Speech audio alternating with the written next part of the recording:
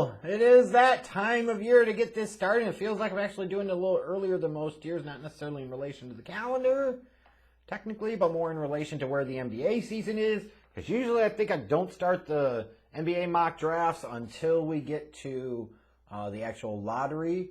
The lottery is a few weeks away still, but I figured, hey, the Bulls aren't in the playoffs. I ain't got no rooting interest, and these playoffs this year are absolutely god-awful atrocious to watch. Please tell me I'm not the only one that thinks that.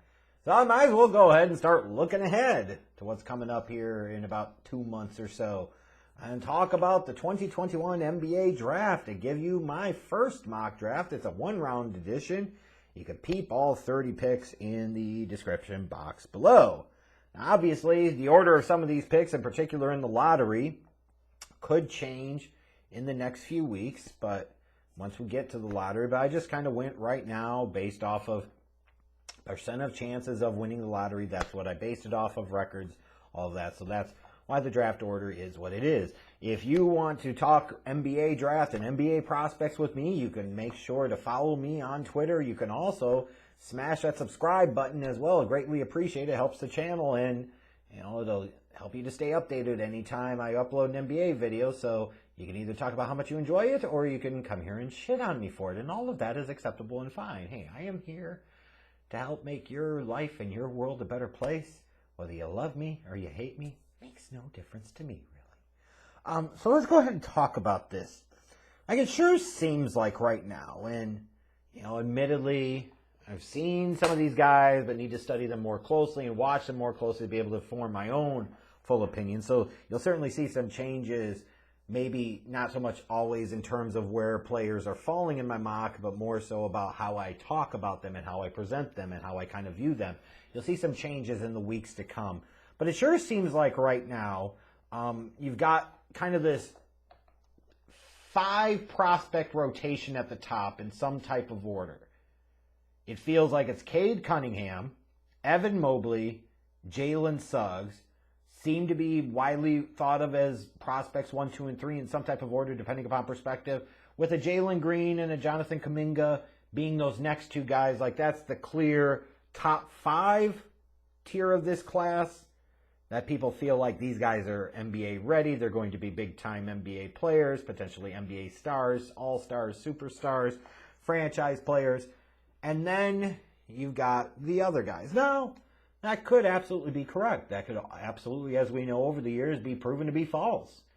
Sometimes the guys that end up being the best players in drafts get taken in the middle or the later portion of the round. Sometimes it's about opportunity. Sometimes it's about what guys do with it. It's also a lot of times a reflection of the fact that you're still drafting these young men when they're 18, 19, maybe at most 20 years of age in a lot of cases. As a result, you're really reaching in terms of not necessarily value or talent, but you're really reaching and projecting in terms of what these guys can or should be. Because the reality is you just don't know. You could think you know and you have a belief of knowing something, but, just think about yourselves individually as people. How much you grew and changed from like the ages of 18 to, let's say, 21, 22, 23. Like, there's a lot of changes there. Now imagine doing that as an NBA player and going from age 18 and 19 to age 21, 22, 23. So it's not surprising that some guys peak, plateau, never really grow. Other guys really ascend and really take off and help reach their full potential. And you get some guys, a lot of times it's about situation. They get into a situation where you might have an organization, a coach that's desperate to get an 8th or 9th seed in the fucking playoff race. And as a result, they don't play the kid much, or they put him into a bad situation. Just so many different things that can go on. So time will tell to see what happens with these guys. But if you look at it right now, it sure feels like Cade Cunningham is the guy that most folks are kind of rallying around being the number 1 pick in this draft. And I look at him and I say, is he really a point guard, or is he more of like a Luka light, a 2-3 type of guy with some of those ball handling skills, but lacking maybe that great explosiveness and quickness to truly stick at the point, but he brings you some versatility. That's probably what I look at him more, and I think if you're a team like Houston drafting 1, like, it makes sense to look at him and target him and say, like, hey, he could potentially be a franchise player for us, because he certainly looks like he could be. Now, in terms of Detroit at 2, like, would they take Mobley? Would they take Suggs? Would they take Green? I think it could be any of those 3 guys that you could make a case for. I just slotted in Jalen Green here because they're probably looking for the most impactful scorer, which I don't think is Mobley or Suggs. I've got Orlando taking Mobley at 3. You know, Orlando's clearly in a rebuild mode, and, you know, assuming this works out this way where the Bulls don't end up with a top 4 pick, because if you remember for the Vucevic trade, that top pick they traded away this year was top 4 protected. So Bulls fans are crossing their fingers, hoping to God that the Bulls, after winning one tiebreaker to move up from out of that schmoz with 2 other teams to be in the 8th slot, now once the lottery happens, hoping that they can jump up into the top 3. Like, it could happen. It's happened before. See Derrick Rose. So certainly Bulls fans want to hope they can keep that pick, which then that would be interesting in and of itself. Soon, maybe? What would Bulls fans think? Like, is that pick at that point Jalen Suggs all fucking day long? And if not, why not? But for Orlando here, you know, I can certainly make an argument, like I said, for Jalen Suggs, but maybe they like the Anthony kid enough where they can say, we'll target something else and take the big man, Evan Mobley, because they need to replace Vucevic.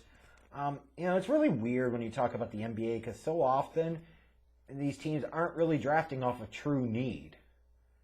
Like, they just don't. They'll draft a wing player, a 2-guard 1 year, and then the next year they'll draft another 2-guard. And then the next year they'll draft a combo guard. Like, they'll load up on some of these positions sometimes, which sometimes makes sense. You know, especially in today's game, especially some of the positionless basketball that we see played. Like, true position and true roster building based off of those positions isn't as important, doesn't matter as much as it once did. But you don't want to always invest all of your resources into the same position. For OKC, you know, like, does Jalen Suggs make sense with a Shai Gilgeous-Alexander? Maybe, maybe not. But, you know, you're Oklahoma City, you're bad. You're trying to get stars. You got a lot of first-round picks in upcoming years. Like, you want to connect and hit home runs with some of these guys, and you figure it out later. So I absolutely understand that. You know, I talk about Cleveland, and you're saying, well, they just took Okoro in this past draft. Why would they take Kuminga in this draft? You know, well, you know, when you talk about guys that play the 3, they could just as easily maybe play the 2, or they could play the 4 in some of your small ball lineups. So it really doesn't matter that much. As I look at this, like, some other themes you really see in this draft is that it's really heavy on wings, like 2s and 3s. That certainly seems to be the strength of this draft, which kind of matches the fact that this game of the NBA today is very predominantly dominated by the 2s and the 3s of the world and some of the stretch 4s, which you see some of those guys in here. Looks like it's a decent international class. Like, you probably have a couple of guys that could end up going in the lottery, which is what I've got projected here, but expect some of those names to potentially change. I think you're probably going to see 6 to 7 international players at this point go somewhere in round 1. You know, for some teams, they're gambling on these guys and high upside. For some teams, it's a matter of a play of, hey, we can draft these guys, draft and stash them for a year or 2 and bring them over when they're ready and when we are ready for them, because we need the cap space now for whatever the hell case might be. But the other thing I look at is I look further on down this draft, you know, some teams, like, especially some of those teams picking right outside of the lottery, could end up with some pretty good role players, some pretty good talent falling to them. Like, it shapes up to me, it appears to me, at least initially, to be a pretty good draft class. With some real clear-cut star power at the top, but a draft full of other guys, wing players, full of other guys that could shoot, that can score, that could defend. Like, you'll have plenty of guys in these different areas that if you're looking for that on the perimeter in this draft, you should be able to find it. Which then brings up the interesting strategy of, like, hey, even if you really like one wing, like, is there enough of a differentiation that you feel like you want to take them, or you feel like you have to take them, or have to make a move up the board to take them? It's like, one of my concerns with the Bulls taking Patrick Williams at 4th last year was not that he didn't have upside, but what the fuck was the difference between him and an Okoro and an Avdia and Vassell and Sadiq Bey, and, like, I go on and on and on. There were a lot of other 3-and-D type of guys in this draft. Like, what made him so special that you just had to take him first? And I expect, similarly, like you're going to see some of that where teams are like, hey, we'll just kind of let the board play out to us. So we'll see. But anyways, take a look at my first mock draft for the NBA for 2021. Let me know what you think. I'll be back in another week with another one, and hopefully I'll be able to give you a couple of opinions on some guys as I watch them a little more closely. All right, I'm out.